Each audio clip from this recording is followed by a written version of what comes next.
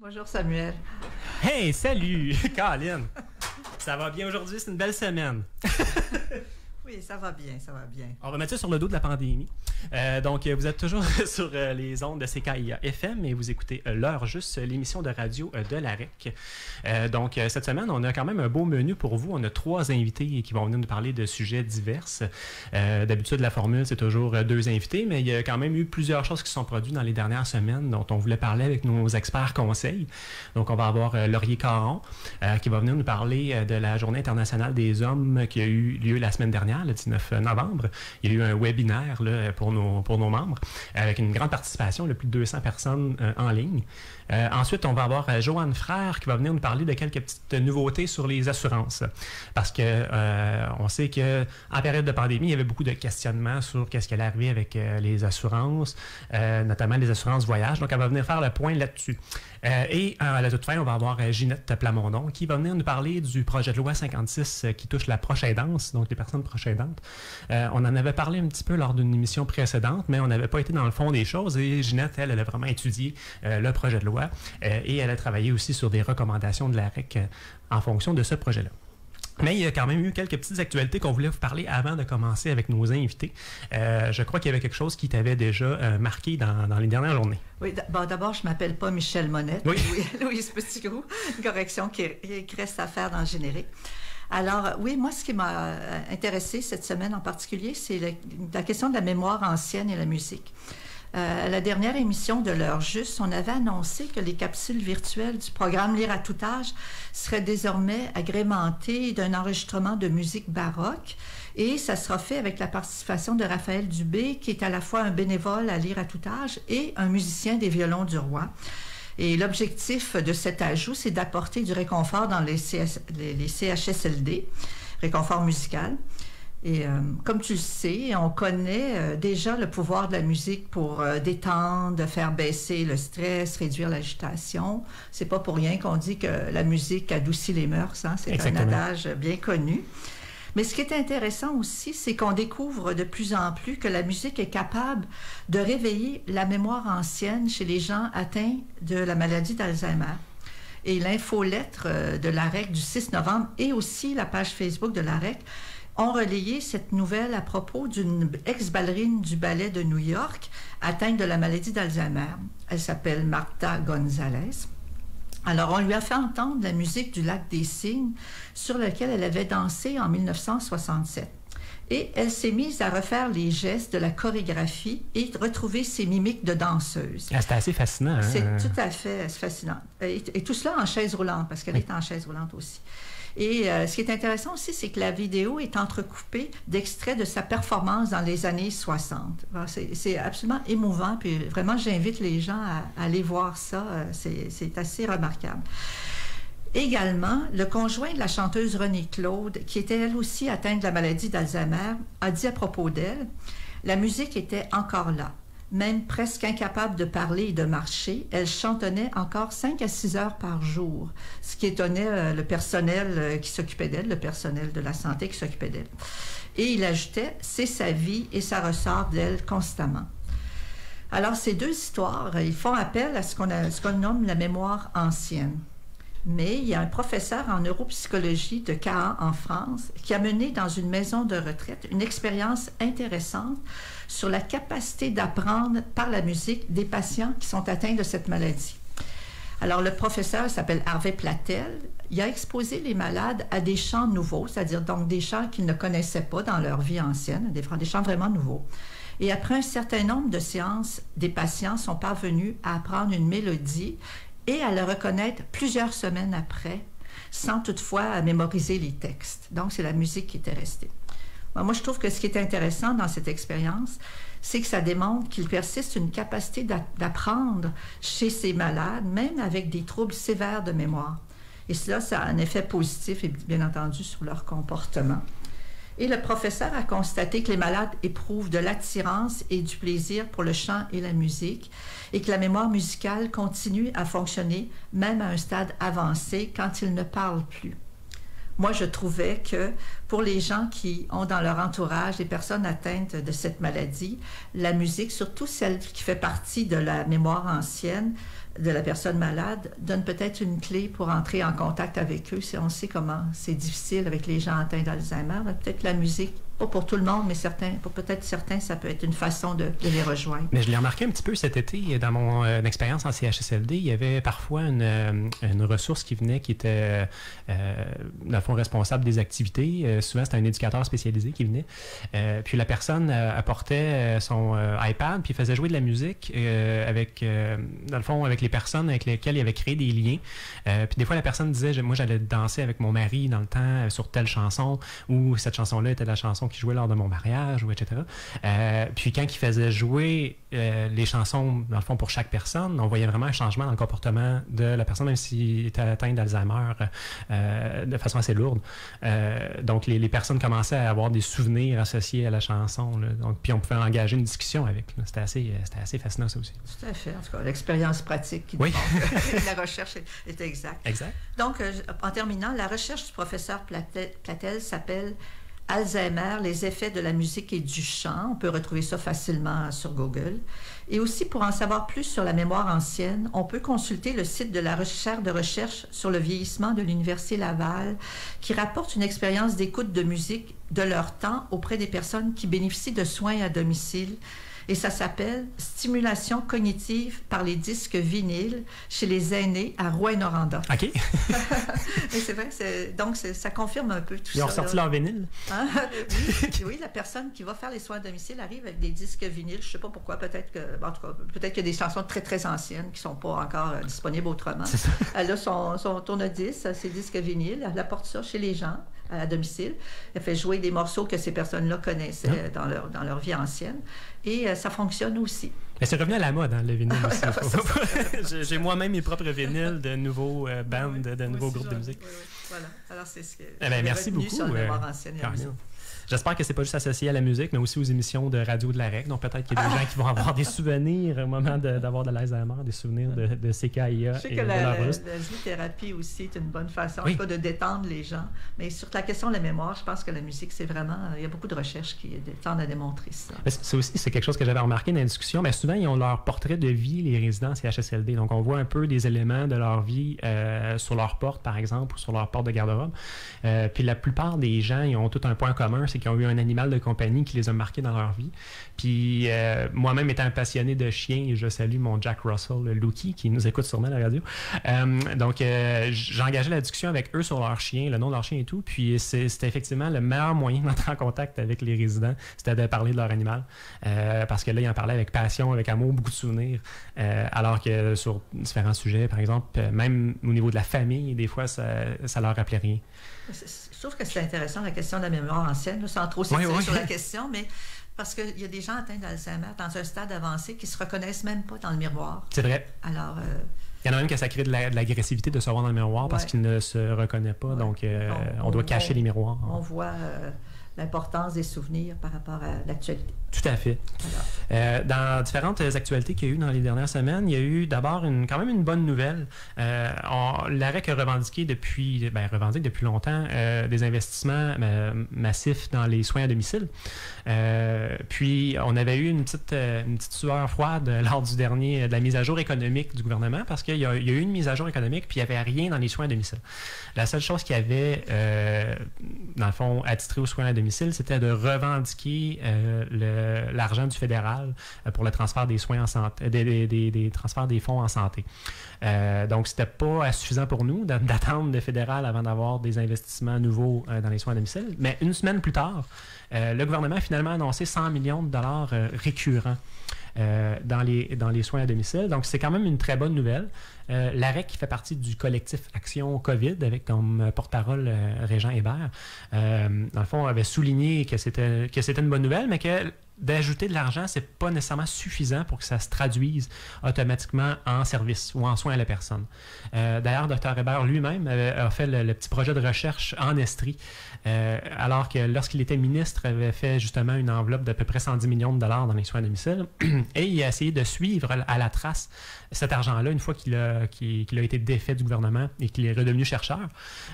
Donc, suivre à la trace cet argent-là en Estrie pour voir si ça avait augmenté le taux d'heures, dans le fond, accordées aux soins à domicile. Et au contraire, il y avait même une diminution dans l'année ou les 2 années suivantes après le 110 millions. Donc, en théorie, l'argent ne se rend pas nécessairement toujours dans les soins à domicile, même si le gouvernement annonce de l'argent nouveau. C'est pour ça que le gouvernement, lorsqu'il a annoncé son 100 millions, répétait maintes et maintes fois qu'il allait étiqueter l'argent, l'enveloppe, donc taguer en quelque sorte l'enveloppe pour s'assurer que ce soit dédié aux soins à domicile. Même là, dans les gouvernements précédents aussi ont déjà spécifié qu'il allait dédier l'argent aux soins à domicile. Et on s'aperçoit que finalement, l'établissement ou le CIUS, la grosse machine finalement, a tendance à utiliser cet argent-là à d'autres missions, une mission plus hospitalo-centrique. Donc, la règle va être vigilante à ce niveau-là.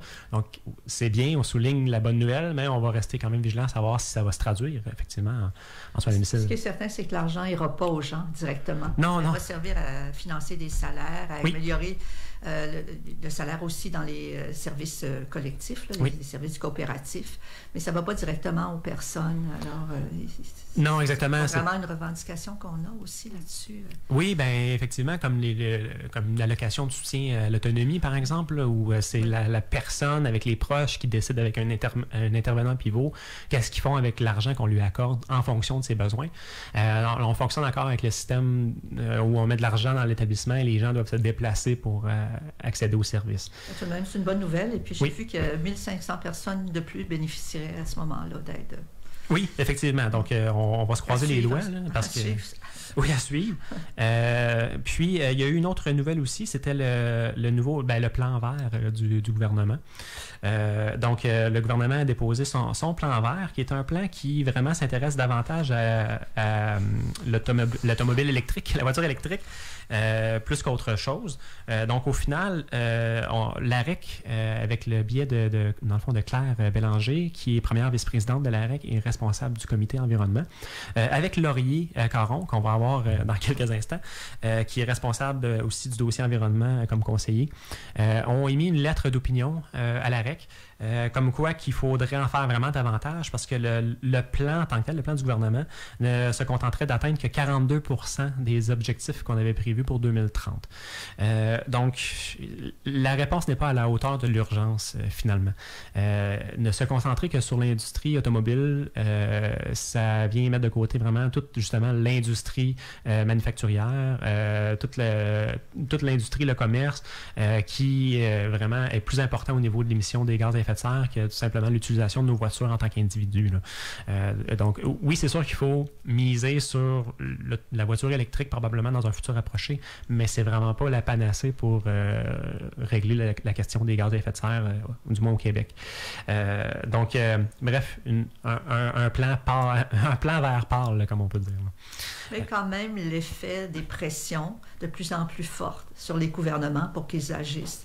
Pas à la hauteur de ce qu'on attend, mais c'est quand même un signe que le fait de faire des pressions, ça finit par faire bouger un peu les choses. Exactement. Donc, on va continuer notre pression, nous, à l'arrêt. Oui. Donc, on va prendre une courte pause et on va communiquer avec Laurier Caron pour une petite entrevue. À tantôt. À tantôt. C'est toujours l'heure juste quand vous écoutez le podcast disponible au ckiefm.org et sur iTunes.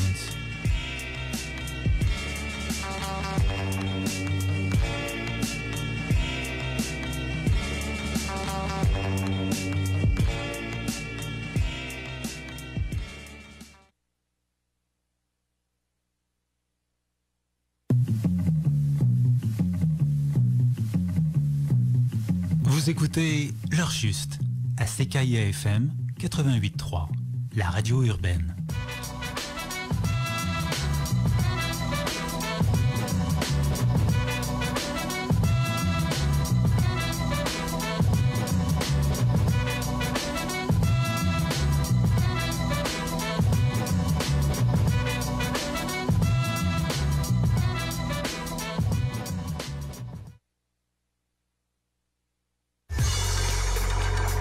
Commentez, échangez avec nous via la page Facebook de L'heure juste.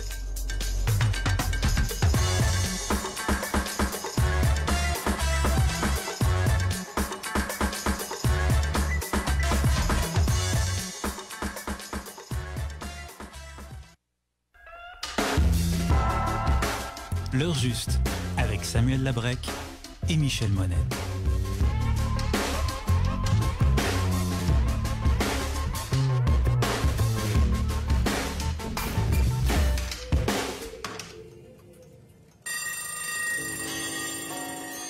L'heure juste vous est présentée par l'Association des retraités de l'éducation et des autres services publics du Québec.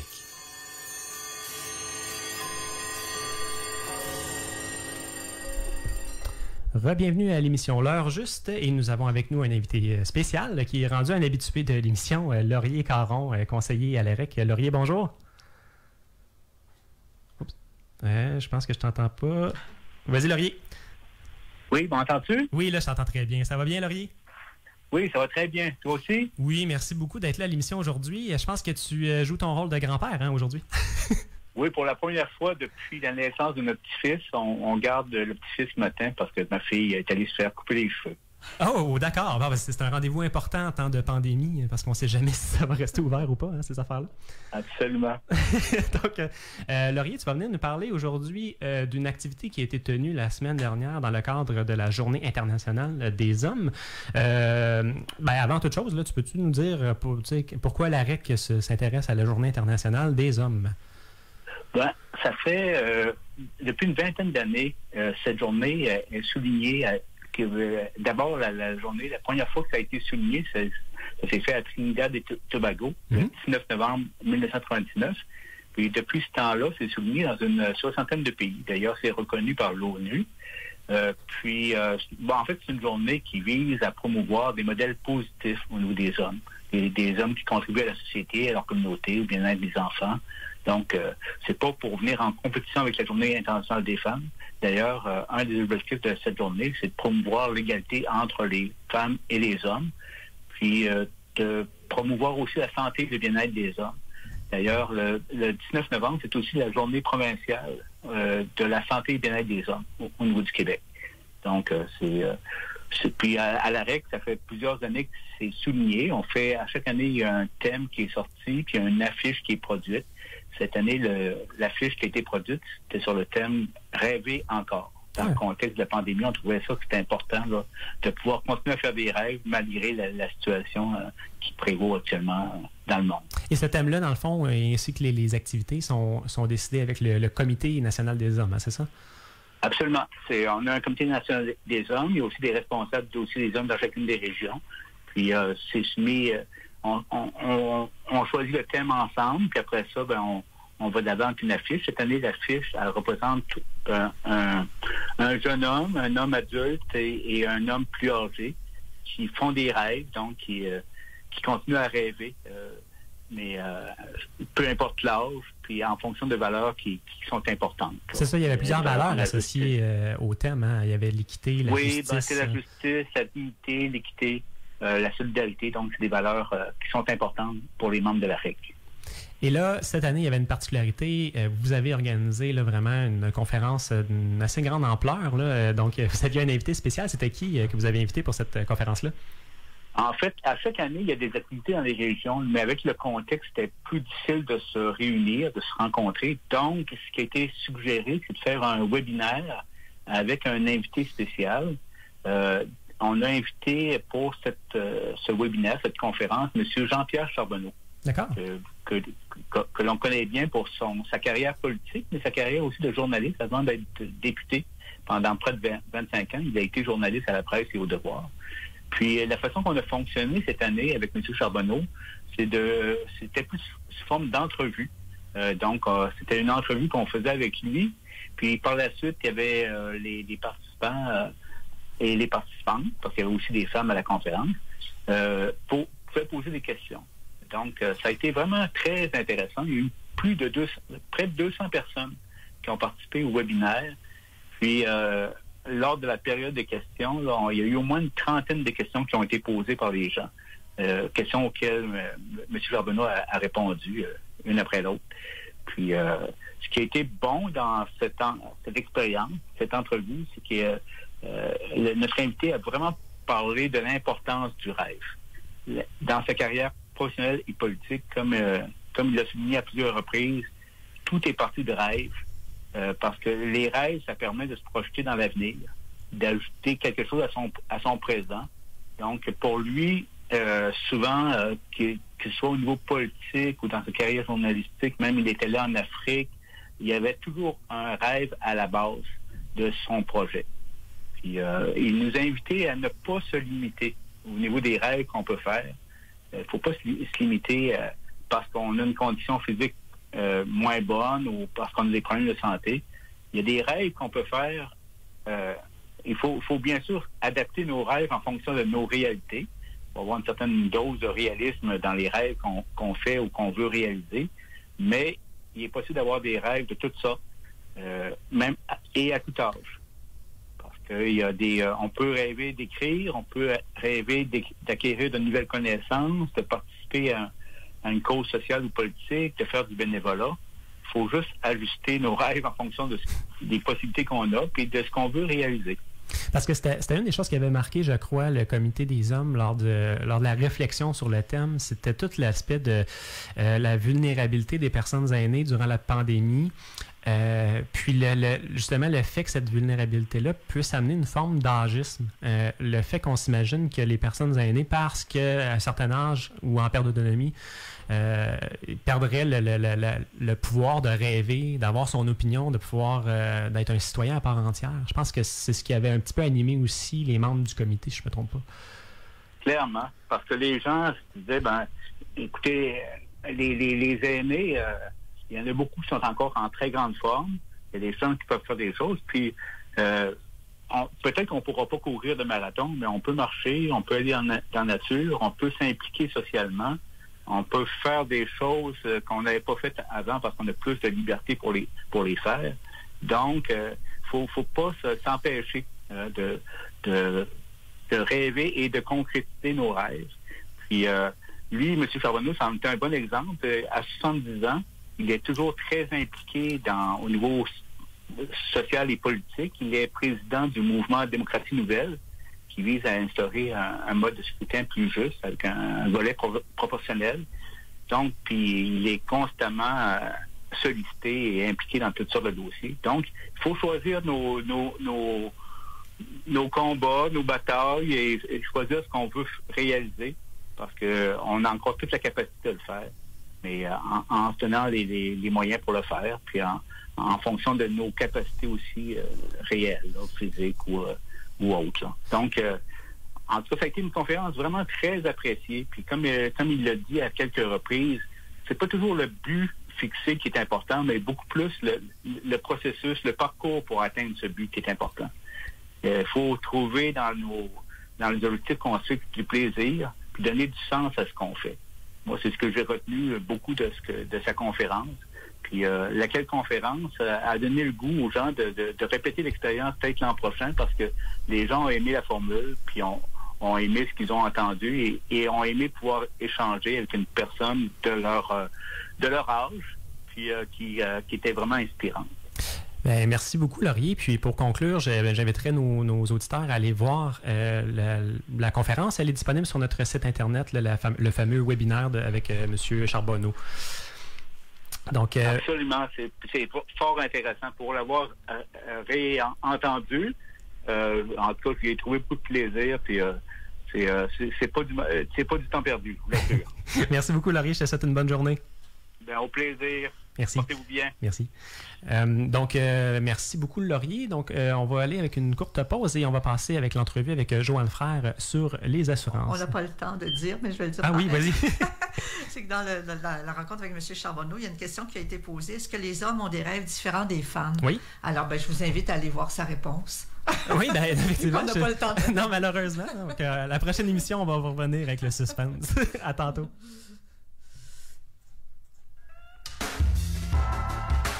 L'heure juste, avec Samuel Labrec et Michel Monette.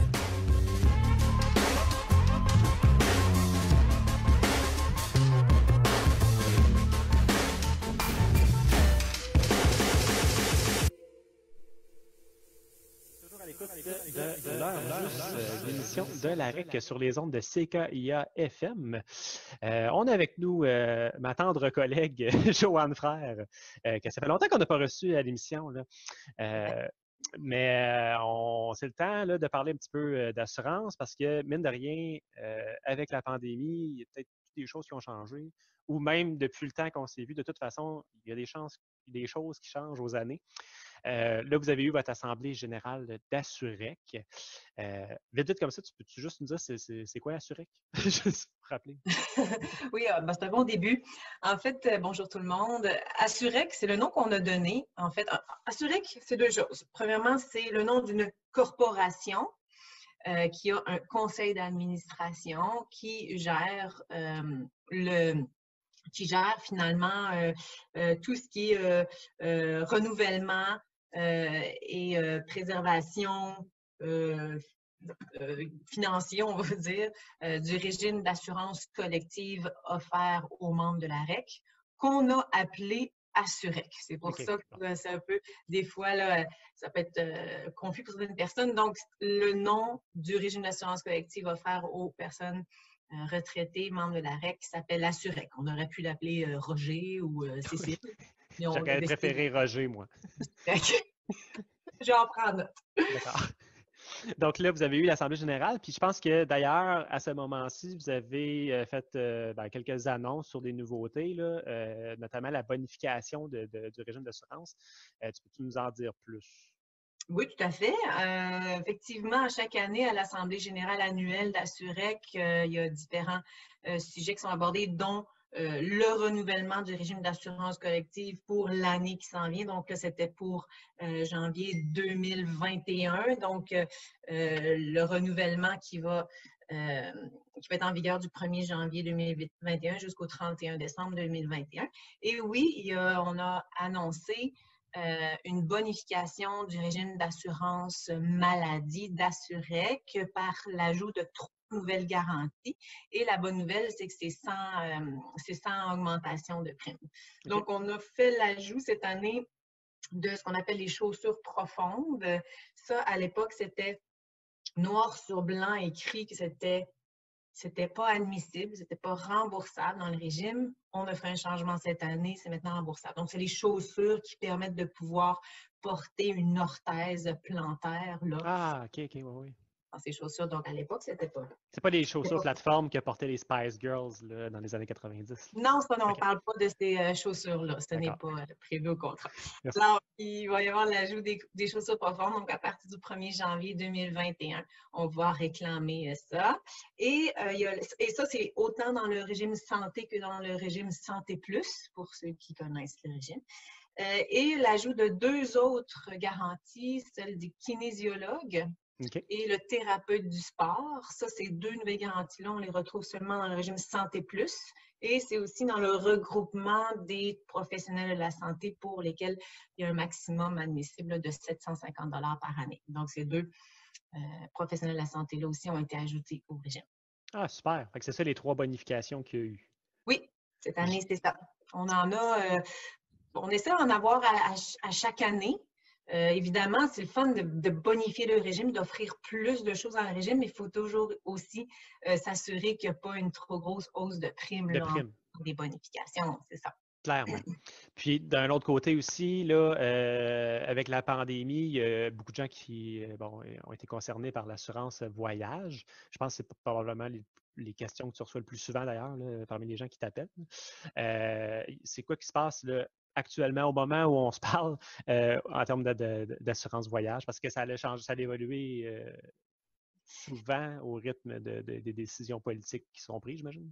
Oui, bien, tout à fait. Tu as suivi ça un peu aussi. Là. En fait, dès le 15 mars, là, la journée où il y a eu évidemment l'annonce du gouvernement, il y a eu les assureurs, les preneurs de contrats ont mis en place comment dire, oui, il y a eu des changements au fur et à mesure des décisions qui étaient prises par le gouvernement et de la situation mondiale. Donc oui, il y a eu beaucoup de choses qui ont été mises en place pour, protéger les membres, s'assurer que les gens puissent revenir, et plus que ceux qui n'étaient pas en mesure de revenir alors qu'ils étaient à l'extérieur du pays, s'assurer qu'ils étaient bien protégés quand même. Bref, ça a été toute une saga.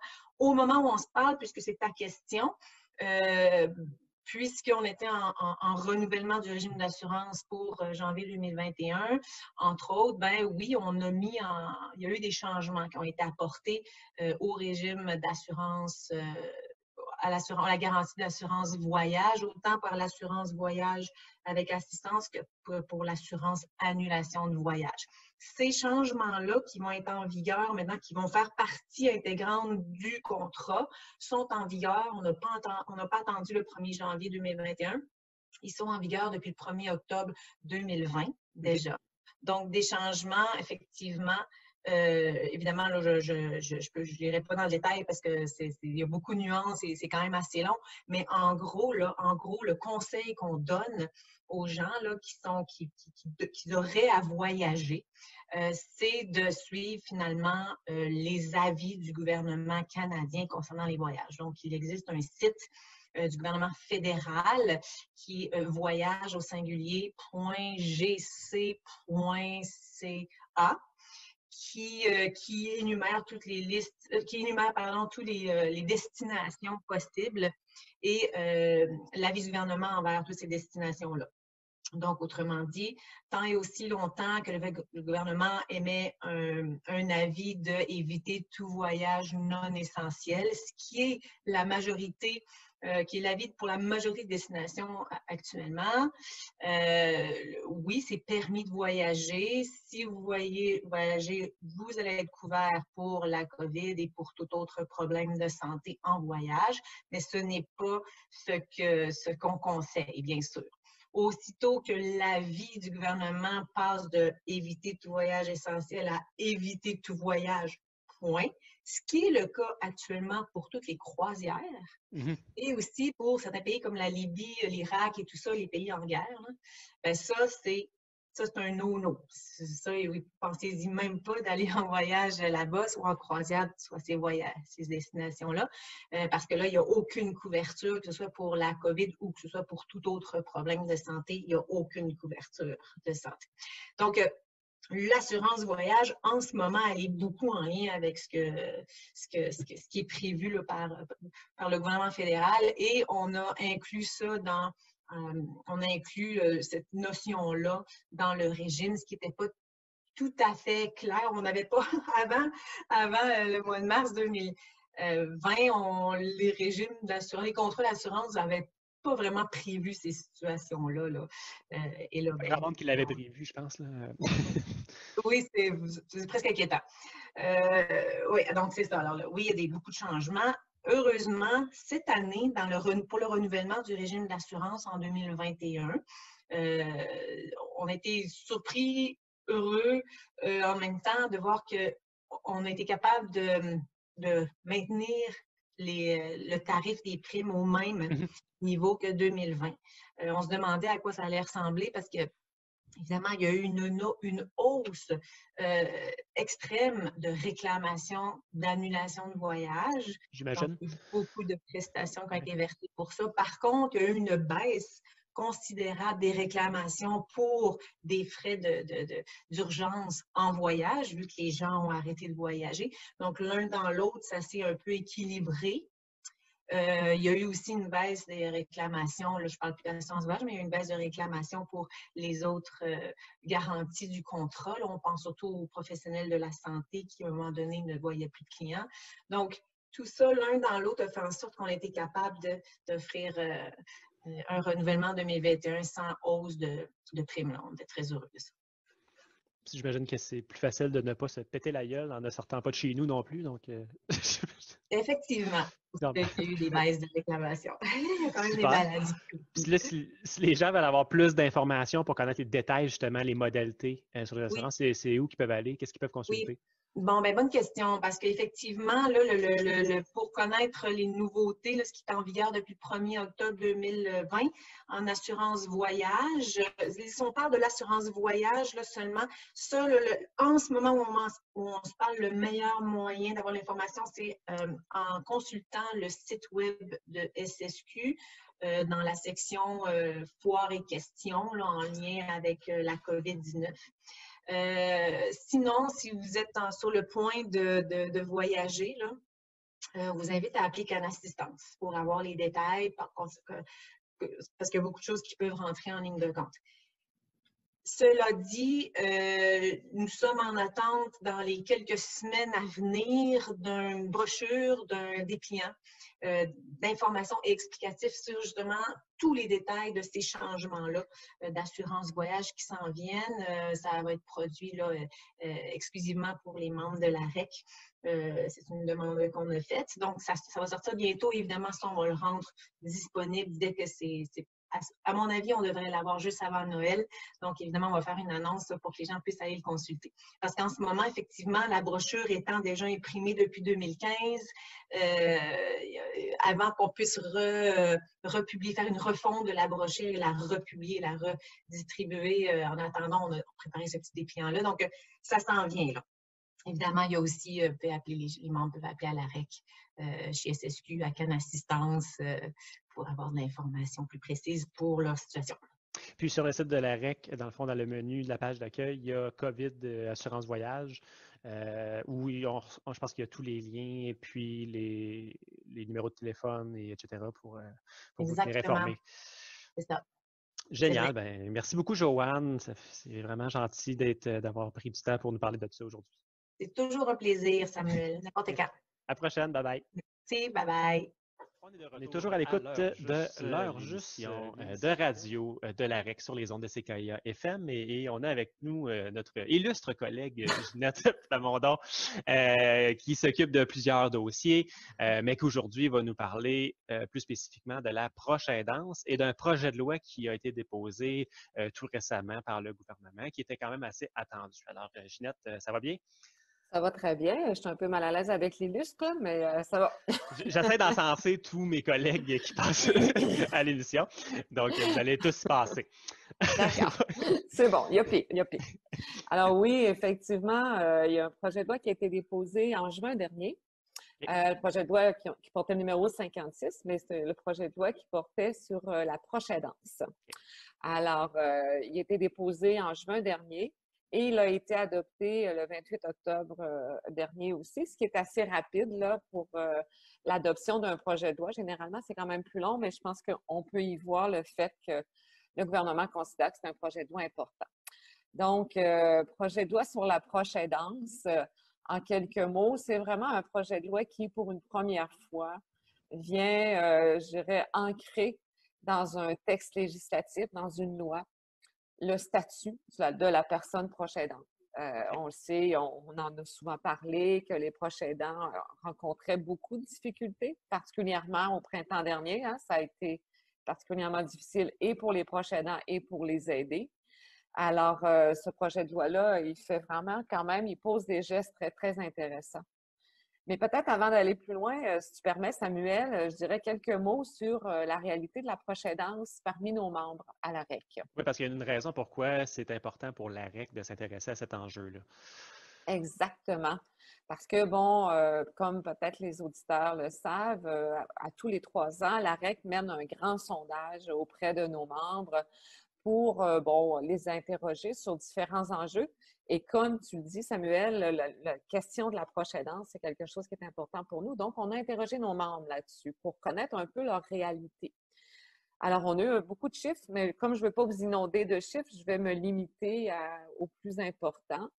Notre sondage nous a permis d'apprendre qu'il y a quand même 23% des membres de la REC qui se considèrent proches aidants, là, selon la définition qu'on avait fournie, ce qui est quand même, ça représente 14 000 personnes.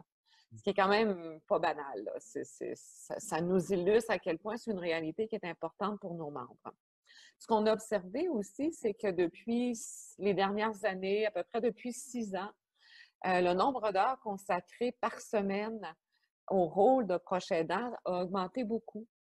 Au dernier sondage, les gens nous indiquaient et déclaraient consacrer environ 9,7 heures, presque 10 heures par semaine à leur rôle de proche aidant. Alors évidemment, pour certains, c'est beaucoup plus, pour d'autres, c'est moins, mais en moyenne, on était autour de 9 heures par semaine.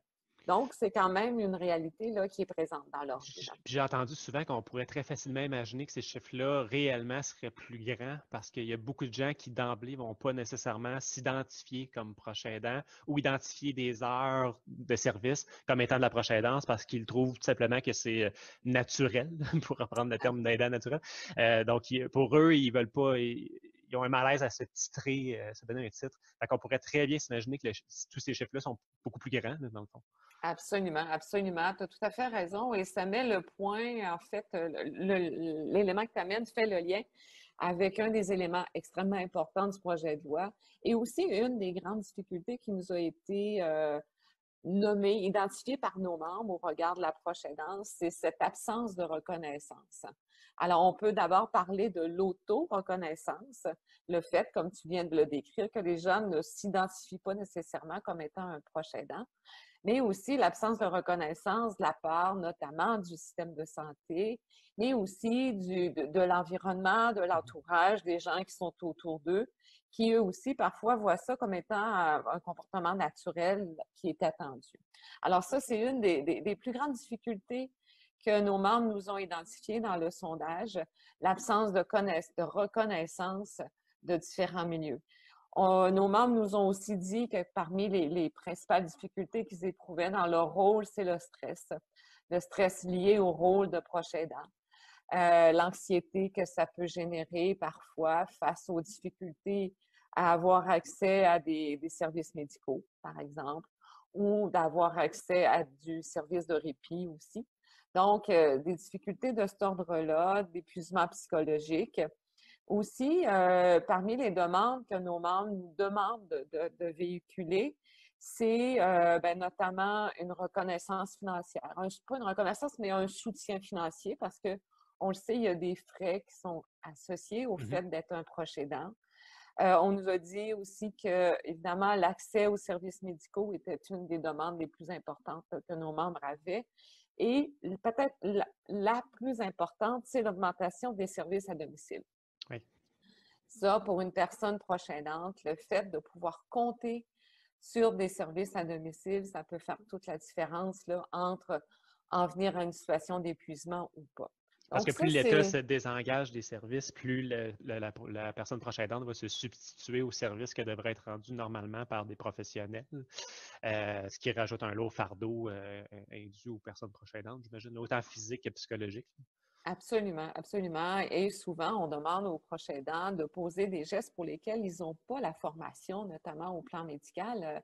Changer un cathéter, refaire des pansements, c'est pas tout le monde qui est habilité de faire ça. Alors, ça ajoute là, un élément de stress important pour les personnes qui sont un peu parachutées, catapultées finalement dans le rôle de proche aidant, sans l'avoir nécessairement choisi. Fait que là, le projet de loi, ça apporte quoi de positif, là? Ah, ben écoute, c'est nous, à l'AREC, on suit de près, on a notre indépendance, on est une association de défense de droit, donc quand il y a des difficultés, on le souligne, mais quand il y a des points positifs, on est capable de le faire aussi. Alors, et en l'occurrence, ce projet de loi-là, quand même, amène plusieurs éléments positifs, là, extrêmement intéressants. Le plus important est peut-être celui, justement, de la reconnaissance de la proche aidance. Le fait que dans une loi, maintenant, ce soit inscrit qu'il existe des proches aidants, qu'ils ont des droits et que des services doivent leur être rendus à eux de manière spécifique. Donc, un ancrage dans une loi pour le rôle de proche aidant, déjà, ça, c'est vraiment quelque chose d'extrêmement intéressant et d'important. Le projet de loi vient dire aussi que chaque personne proche aidante devrait avoir accès. Vous avez vu que je mettais ma phrase au conditionnel, là? Mais donc, le projet de loi, quand même, prévoit que chaque personne proche aidante doit avoir accès à des services et à des ressources qui lui sont destinées à cette personne-là spécifiquement. Dans le but, évidemment, l'objectif, c'est de préserver la santé physique et psychologique parce que on sait que trop souvent, une personne proche aidante va décéder avant la personne aidée à cause justement de la lourdeur de la tâche. Donc, des éléments extrêmement intéressants qui sont amenés dans le projet de loi, qui a été d'ailleurs adopté là, en octobre dernier, le 28 octobre dernier, je vous l'ai dit tout à l'heure. Autre élément important, c'est que le gouvernement s'est donné par ce projet de loi-là l'obligation d'adopter une politique gouvernementale sur la proche aidance et laquelle politique devrait être accompagnée d'un plan d'action. Donc, ça aussi, c'est intéressant, d'autant qu'on nous a dit que et la politique et le plan d'action devraient être adoptés, mis en œuvre d'ici 1 an. Donc, avant les Ce élections. qui... ce qui est positif dans un certain sens. Si on regarde dans le calendrier, ça coïncide, tu as raison. Mais ça aussi, il faut le souligner, c'est rapide.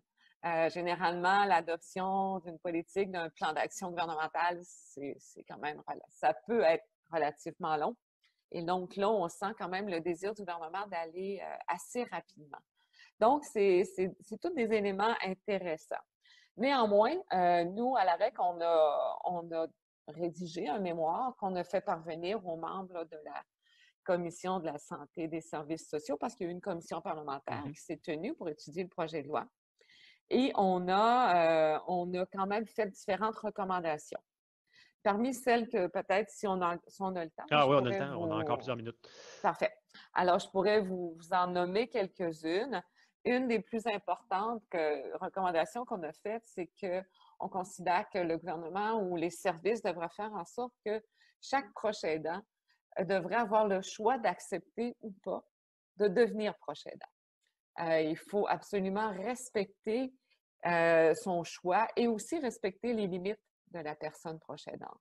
Alors ça, c'est la première recommandation qu'on a faite. Il ne faut pas que le système de santé et de services sociaux prenne pour acquis que parce qu'il y a une personne qui pourrait prendre le statut de proche aidant autour d'une personne qui est en perte d'autonomie, par exemple, il ne faut pas que ce soit un automatisme. Il faut vraiment que la personne signifie son désir, son intention de devenir ou pas proche aidant et il faut que le système respecte ces décisions-là. Dans un exemple concret, ce serait quand on élabore le plan de service, par exemple, avec la personne aidée, accompagnée de la personne proche aidante, bien, ce serait de déterminer avec la personne proche aidante quelles sont ses limites ou son aisance à faire X tâches ou avoir des responsabilités. Exactement. Alors, ça nous a amené, nous notamment, à recommander qu'un plan d'intervention ou un plan de service soit développé aussi pour la personne proche aidante. Okay? Que la personne proche aidante ne soit pas comme accessoire ou subalterne finalement à la personne aidée. Que oui, évidemment, la personne aidée ait son plan de service, son plan d'intervention, mais aussi la personne proche aidante et qu'il soit revu de manière régulière aussi parce que on peut, au début d'une période de proche aidance, se dire « Ah, je suis capable, ça va bien aller », mais avec le temps, la lourdeur de la tâche, le fait peut-être aussi que la personne aidée, son état de santé se détériore, tout ça, bien, la réalité pour la personne proche aidante peut changer et donc, ce serait important que ce plan d'intervention-là et ce plan de service-là soit revu de manière régulière. Pour faire ça aussi, une autre recommandation qu'on a faite, c'est que on considère qu'une personne, on appelait ça un intervenant pivot, là, qu'une personne ou un gestionnaire de cas, ou enfin une personne, que ce soit une travailleuse sociale, une infirmière ou une autre, soit identifiée pour chaque personne proche aidante. Et que cette personne-là, cet intervenant pivot-là, ait le rôle donc de maintenir le contact avec la personne proche aidante, de vérifier comment ça se passe pour elle, quels sont ses besoins, et aussi d'être un peu le point de chute pour la personne proche aidante si elle a des questionnements, des interrogations, des besoins nouveaux qui émergent, bien, qu'elle puisse se référer à une personne en particulier qui serait désignée comme étant son intervenant pivot.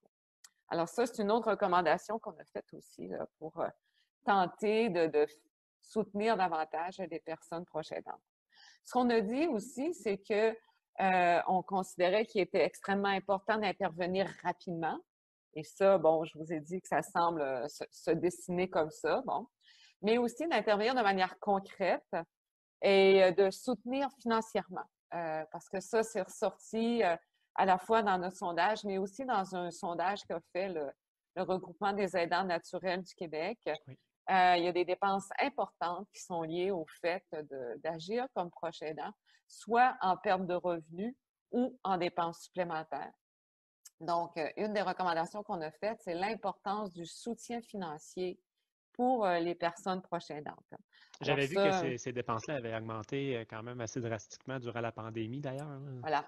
Oui, exactement, notamment à cause du retrait du travail qui a été obligé pour certaines personnes proches aidantes, parce que, étant donné que les services à domicile n'ont pas été reconnus comme étant des services essentiels, beaucoup de gens, les services à domicile ont diminué beaucoup ou ont carrément été arrêtés, ce qui fait qu'à ce moment-là, les proches aidants ont dû prendre le relais.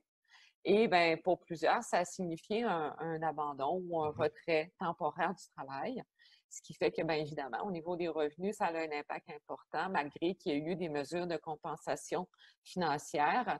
Bien, ça n'a pas comblé toutes les dépenses et les pertes de revenus là, qui ont été entraînées au printemps. Donc, c'est d'où notre recommandation là, de soutenir financièrement, que ce soit sous forme de revenus ou sous forme de soutien pour les dépenses, toute personne là, qui est proche aidante. Et une autre des très importantes, c'est peut-être la plus importante, mais en tout cas une des très importantes recommandations qu'on a faites, c'est la question du soutien à domicile. Oui. Hein? On le sait, le soutien à domicile, c'est beaucoup le parent pauvre des services de santé au Québec. Pendant la pandémie, je l'ai dit, les services à domicile n'ont pas été considérés comme des services essentiels, donc ont été très largement diminués, sinon abandonnés. Nos membres nous l'ont dit, leur première demande, c'est d'obtenir du soutien via le service à domicile. Alors, nous, on a vraiment insisté de manière importante sur la question du soutien à domicile. Et là, il y a eu une annonce importante qui a été faite, une annonce quand même d'un investissement de 100 millions de dollars récurrents par année pour le soutien à domicile. Alors, je n'irai pas jusqu'à vous dire que c'est à cause des recommandations de la REC. Ça n'a pas nuit, j'imagine. Je dirais que notre demande s'est ajoutée à plusieurs autres quand même. Hein. C'est une demande qui est faite de manière, je dirais, quasi généralisée là, parmi les intervenants du milieu. Mais ça, c'est une très bonne nouvelle là, qu'on a reçue de manière positive à la REC.